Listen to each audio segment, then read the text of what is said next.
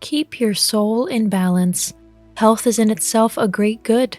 While our body can fight back and develop symptoms that alert us to its needs, our psyche does not have such an easy communication tool at its disposal. It can withstand a great deal.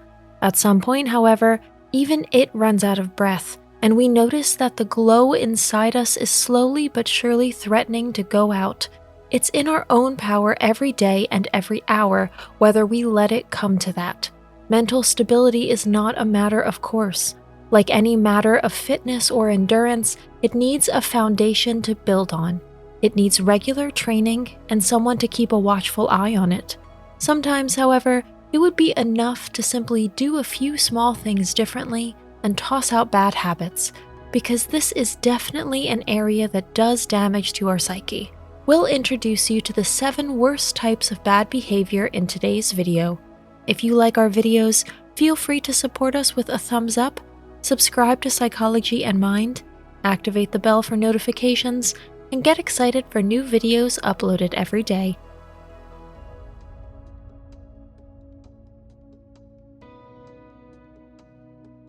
Number 1. Being addicted to your smartphone. Are you one of those people who check their smartphone first thing in the morning and last thing at night? This habit is not doing anything good for your psyche. There's a problem if you can barely put your phone down for 5 minutes or carry on a focused conversation without glancing at the tempting screen. Studies by the University of Gothenburg have shown that checking your phone at off-peak times of the day, such as in the morning and evening, can lead to sleep disturbances and mood swings. One of the reasons for this is the blue light of the display, which disturbs our sleep-wake rhythm.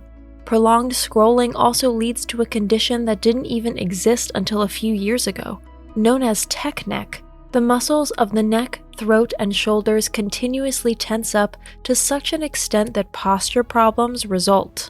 This can lead to constant pain, known to be a door opener to strain on our psyche. Number 2. Spending more money than you have. Shopping can give us short-term feelings of happiness. Shopping against frustration, loneliness, and boredom is a popular compensatory act that also seems harmless at first glance. However, those who continuously live beyond their means cause themselves no end of stress. The budget shrinks, and at the end of the month, or sometimes even earlier, there is a yawning deficit on the account and no funds for vital bills. By overspending, we plunge into self-imposed poverty without necessarily being poor. Dividing money sensibly is possible, even with a small budget. Knowing that there is at least always enough to live on takes away enormous pressure and feelings of existential angst. Don't give that ragged need and empty hopelessness a chance to enter our mind. Number 3. Worrying too much. Worries lead us nowhere, much less forward.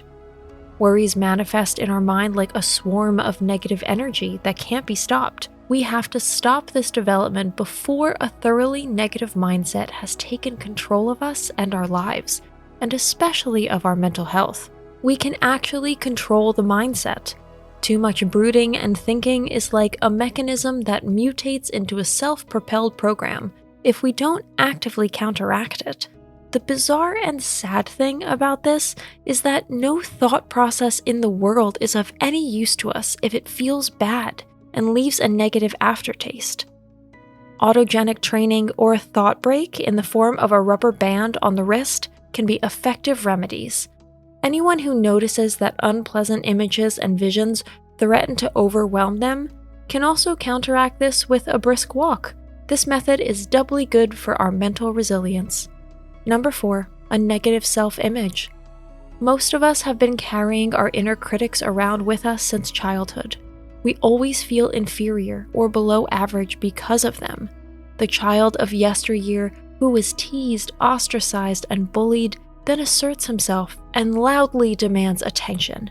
Even as adults with both feet on the ground, these flashbacks full of negativity are not so easy to block out.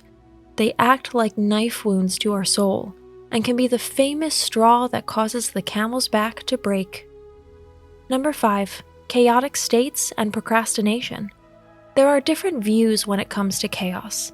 Many a fine mind has operated well overlooking chaos, and quite a few creatives draw their ideas and flashes of inspiration from an overflowing disorder. Our psyche, however, clearly prefers orderly conditions.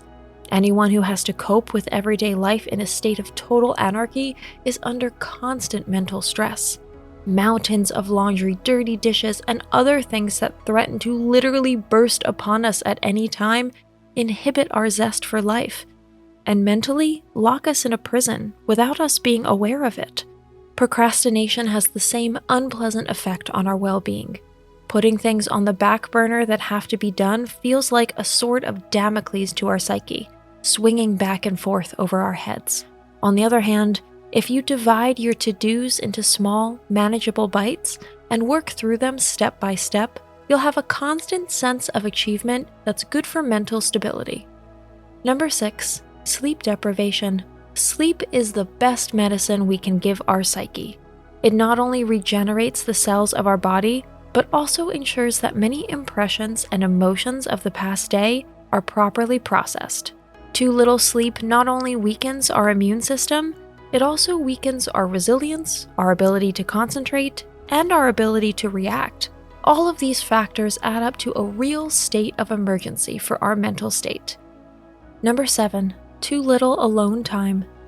Everyone needs it. Not everyone has it available in sufficient quality and quantity. Me time is a luxury that cannot be valued highly enough. Only when we can be alone with ourselves in silence are we centered and able to feel ourselves. Only then do we really perceive our needs, but also our feelings and moods really only come to the surface under these conditions. If you are constantly there for others but not yourself, you will lose yourself at some point. Today's conclusion: look to yourself. Resilience is now a frequently used buzzword, but its authentic message has not yet really gained in importance.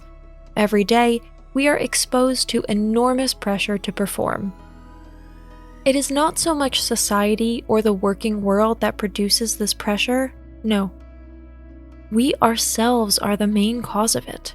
We think about what other people think about us, how we are perceived, and whether what we represent is really enough. We function, but we don't live. Our free time is packed with appointments and social obligations that often have absolutely nothing to do with our interests. Often, they don't even fill us with joy or fun. Our psyche always suffers when we lose sight of ourselves. Thanks for watching. Did you find this information helpful? Do you have experience with it? We would love to hear from you. Leave a comment below and let us know your thoughts. For more resources about mental health, self-improvement, and psychology, visit our website. You'll find the link in the video description where you can also connect with us on social media and sign up for our email list. Take care of yourself and have a beautiful day.